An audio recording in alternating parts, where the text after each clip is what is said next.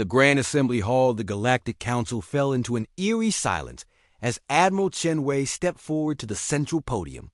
Her crisp blue uniform bore no excessive decorations, no glowing insignia of conquest, just simple rank stripes, and a small Earth emblem that seemed almost quaint compared to the elaborate regalia worn by representatives of the other member species. High Chancellor, Vexstar of the Zorthi Empire, leaned forward in his crystalline throne, his four eyes gleaming with barely concealed amusement.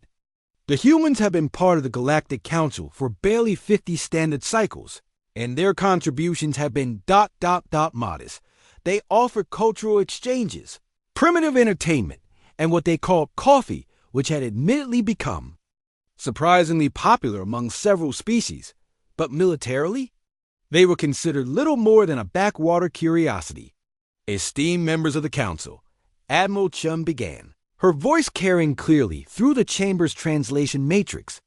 For the past 5 decades, humanity has observed, learned, and contributed to this great alliance. We have shared our art, our music, our stories. But today, circumstances force us to reveal something we had hoped to keep private. The massive holographic display above the assembly flickered to life, showing a star chart of human-controlled space. General Korthak of the militant hegemony let out a dismissive snort through his breathing apparatus.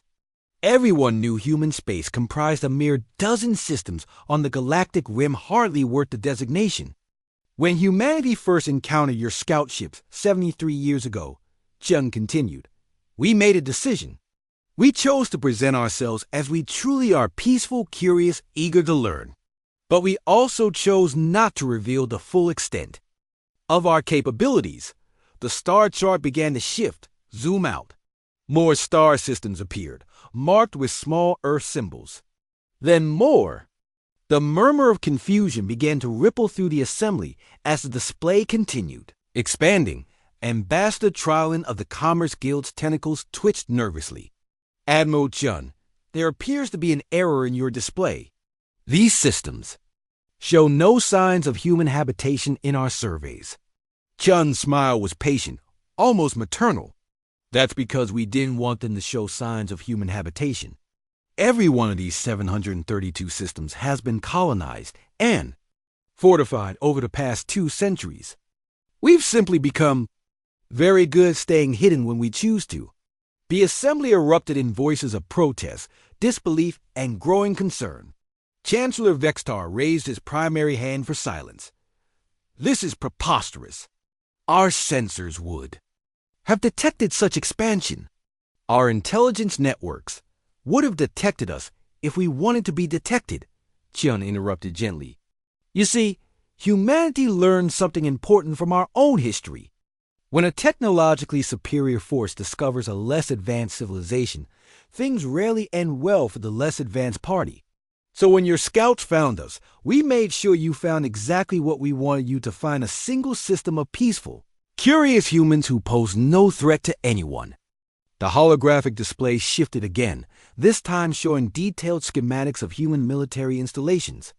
Shipyards hidden inside asteroids, entire fleets camouflaged as space debris, weapons platforms disguised as mining stations.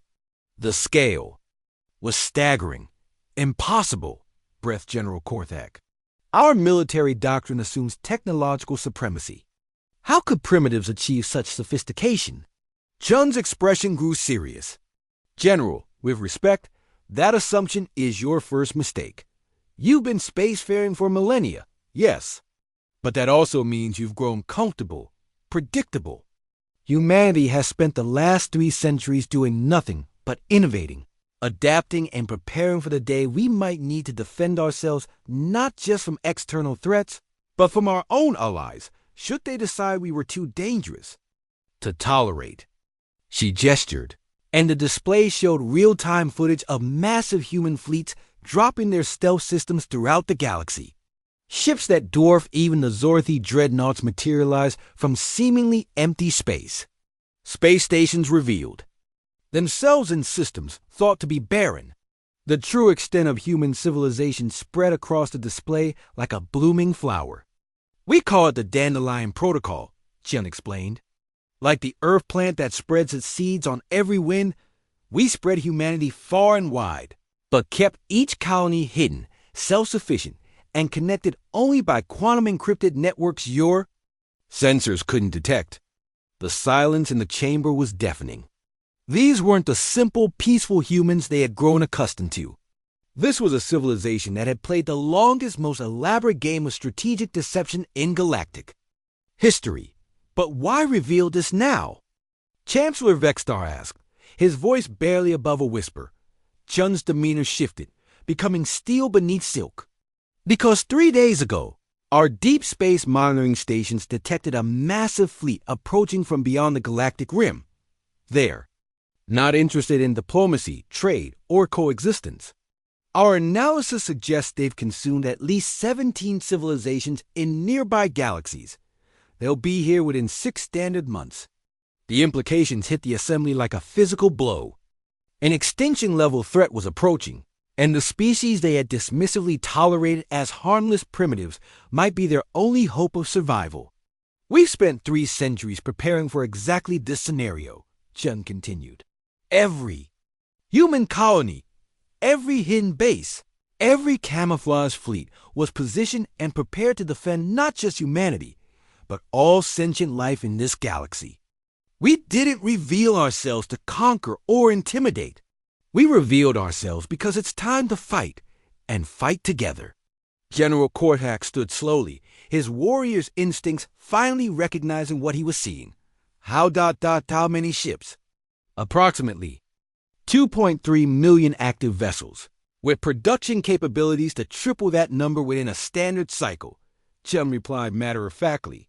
But more importantly, General, we've had 3 centuries to study every military doctrine, every tactical formation, every strategic weakness of every species in this galaxy.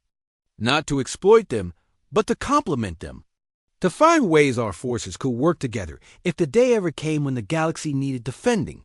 The chamber remained silent for long moments as the magnitude of humanity's revelation settled over.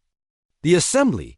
They had been living alongside the most powerful military force in the galaxy without knowing it, protected by beings who had chosen peace while preparing for war. Finally, Chancellor Vextar spoke, his voice filled with something between awe and relief. Admiral Chen, on behalf of the Galactic Council, I formally request that humanity take command of our combined defense forces. It appears you've been preparing for this war longer than any of us have been alive. Chun nodded gravely. We'll need every ship, every warrior, every brilliant mind this galaxy has to offer. Humanity didn't stay hidden to abandon you in your hour of need.